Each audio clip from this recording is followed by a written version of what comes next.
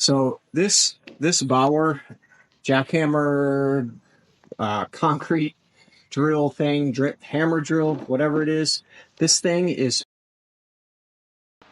What's up, guys? Back on the 62 project today. So it's Saturday, and I'm going to spend most of the day trying to get the coring out of the hull of this boat. So if you watched my video that I posted last week, I'd probably hopefully get this video uploaded this weekend. But if you watched the one last week, you know that I found wood coring in the hull of my boat. So here I cut out a little test patch, and the wood seems kind of wet, so I'm hoping that it comes out pretty easily. There's quite a few people that just told me to give up on the project, but I don't know. I like the hull. It rides comfortable. It rides super skinny in the shallow water. So I'm just going to keep going with it. This is probably just, I should be able to get this out today before 5 or 6, hopefully. But I bought this tool from Harbor Freight.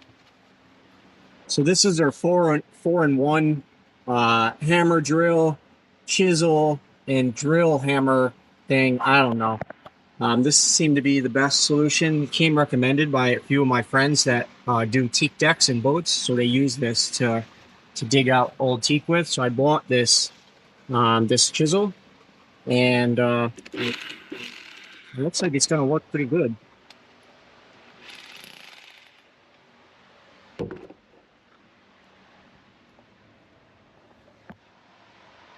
So the game plan is to use the diamond blade just to make a shallow cut into the glass on the top and pull that off, and then scrape out any of the rotten wood that I can by hand. And I'm going to use this thing to do some of the wood that is still kind of solid and bonded to the hull. So enough chit chat, just going to get going.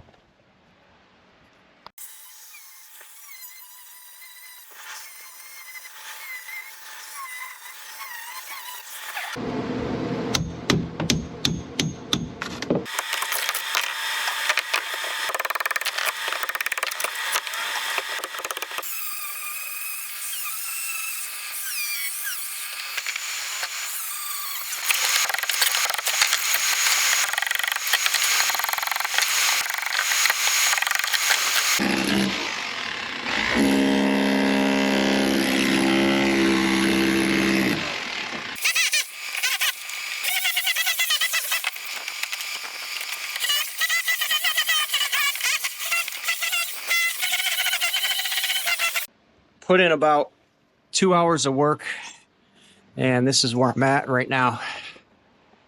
Oh man, my back is killing me. All right, so I cut out the glass in this section, and I used the hammer power chisel thing that I bought, and it took this wood out super quick. So I ran into something up here, and I'm making an executive decision to leave it, because this tool dug out this wood piece of cake, and I just assumed that this would continue all the way up to here, but it looks like from this stringer forward, it's balsa core in there, and I chipped away at this and this with the gun, or with this hammer thing, for probably 20-30 minutes, and this is as much as I was able to get out. So I'm actually shocked that this is that strong right now. So I'm not totally stoked on leaving it. You know, if I'm going to dig out all this, I just assume dig all this out. But I mean, it's going to take me probably 2 hours just to dig out this side, and then I have to dig out this side. But I mean, you could see this balsa is as dry as can be. So I'm going to leave it. Also, when I dug out the tabbing on the stringer, I was able to just pull this main bulkhead stringer out by hand. So I'm assuming once I dig all that out, so wood stringers aren't supposed to touch the hull of the boat, because if they touch the hull of the boat, it creates hard spots. So it's hard to see, but underneath there is a lot of putty. I think it's just resin with like glass fibers mixed into it, and it's bedded into the hull. And they do that so there's a gap. There was probably about a ½ inch gap between the bottom of this stringer and the hull. And once I dug out this material, this thing just came apart. I was planning to leave it because it's as solid as can be, and I was going to use it to anchor the stringers I'm going to put back in. But once I cut this out, I hit it with my foot and it just fell out. So I'm probably going to try to knock those two small pieces out too. I'm going to see what happens. I have a feeling that once I cut the tabbing on this center stringer is just going to fall out too, but I'm reluctant to do it. I just don't want the hole to fall out of shape. Once I cut out all this coring, I'm afraid the boat's just going to go. So I don't want to do that. If I leave this balsa coring in here, that should leave enough structure to the boat to where it's not going to want to just fold up on itself. But you can see here as well, this stringer doesn't go all the way to the hull. There's putty that was underneath there, and these are bedded into the putty. So this hammer thing actually works really well for digging out the tabbing. So there was a stringer right here. It was laying flat. I don't think it was really doing much, especially with this balsa in this area, but I was able to cut out this tabbing that was holding that stringer in with this hammer, like really, really easily. And typically I would have to be grinding all that out. So this actually worked really, really good for that. I'm surprised. So say you were doing a boat and you're cutting the stringers out. Usually you're left with that little lip of glass that you have to grind down. I think with this thing, you could just run it across that lip and it would take the tabbing right off. So one advantage to that I wasn't really expecting. So all that I dug out, this is bare hull right here. I'll have to just grind off the rest of this wood remnants. So now I'm gonna continue digging out all this wood right here. This side is actually pretty dry. This side, as you can see, is more wet. When I started to dig this section out here, there was a part of me that was like, just stop and leave it. But then when I got over to here, I could tell that the water had gotten into this side more than that side. So it stops right here. And then from here forward is balsa. So I'm assuming this side is the same as that side. So I'm just going to dig this wood out.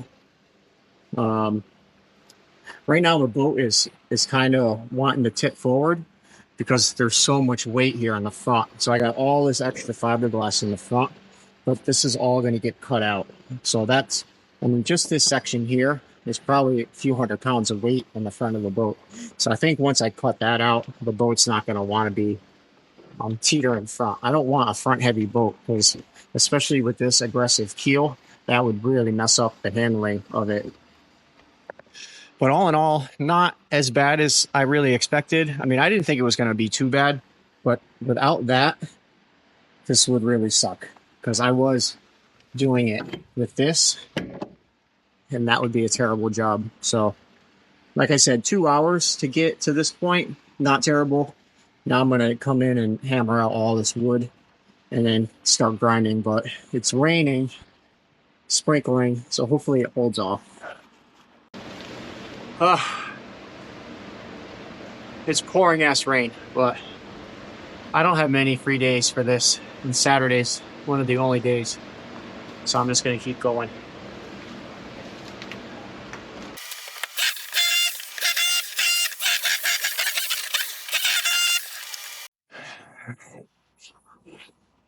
All right, so I'm wrapping up for the day. It's about 6 o'clock. I'm not really sure what time I started. I think it was about 1 o'clock or maybe noon, but I was chit-chatting with some of my shop neighbors and whatnot, so that added a little bit of time to my day. But man, shit was brutal on my back and my elbow. My elbow has been messed up for months because when I'm using the resin gun in the shop, I have to hold the resin gun up like this, and it's kind of heavy, and that puts a ton of pressure on my elbow. I think it's messed up, like messed up. But anyways, I don't know how well this camera's gonna pick this up. This shitty GoPro.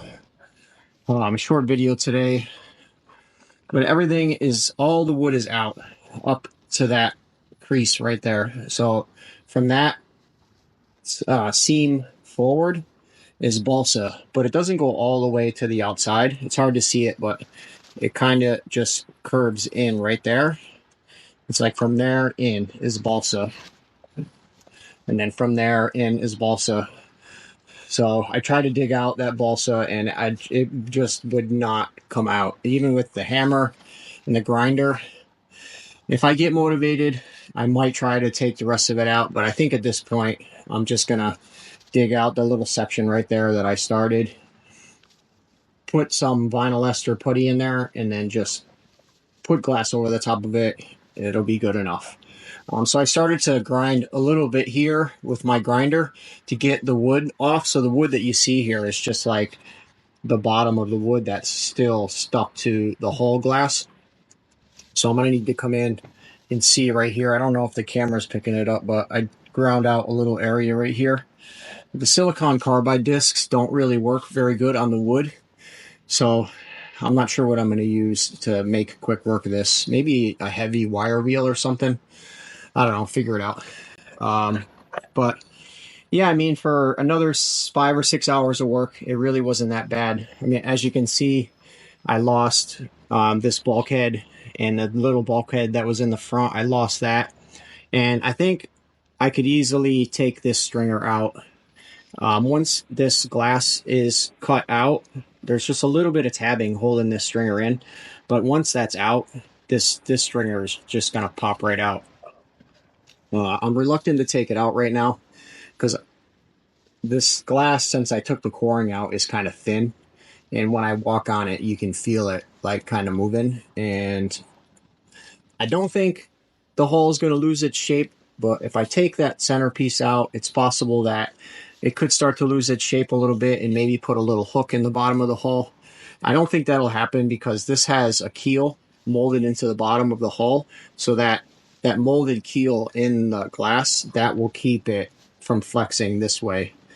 And with the cap on and the transom intact, it's not going to want to go this way. So ultimately, I think this center stringer is going to get taken out because in order for me to do the glass, I don't know, I might be able to cut this old tabbing flush, just flush down, and then I can replace the tabbing cleanly. But as it is right now, this all has to be removed, and as soon as I remove that, it's just gonna fall out. So this Bauer jackhammer concrete drill thing, hammer drill, whatever it is, this thing is friggin' amazing. Like, I remember when I did Paramount restoration and I was digging out old tabbing.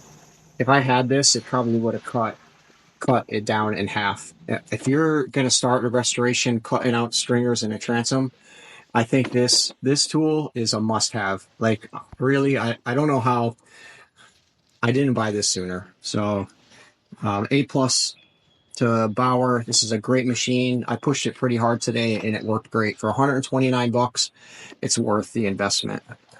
Oh, one thing I wanted to do, but I didn't film it. I was collecting all the scrap wood in this garbage can here, and we had it filled. I had it filled up to the top with the wood coring that was in the boat, and it took 3 of us to lift it and put it into the dumpster.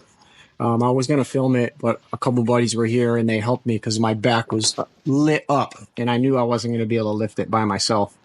So I'm guessing there was 150 pounds easily in that garbage can, and that doesn't account for the heavy wood that was in the transom and the stringers. I mean, I carried the stringers to the dumpster by myself, and they were even heavy just those pieces. So the whole hull of the boat was sitting on the trailer this morning, and now it's lifting off the trailer by like almost 1.5 inches. So you can see I can just lift it, but that's mostly because this front piece is very heavy Once I cut that out, I think a lot of the weight is going to shift back to the back of the boat. So once I get that grinded, then I need to cut this center piece out so that I can make it, you know, the official center console. So not too bad. Probably a little over dramatic in the last video. I think when I saw it, I contemplated just stitching this whole project, but that's not the way I roll. Another half a day of work, and I'm right at the same stage I had hoped to be last weekend. So that's it for today. I'm going home.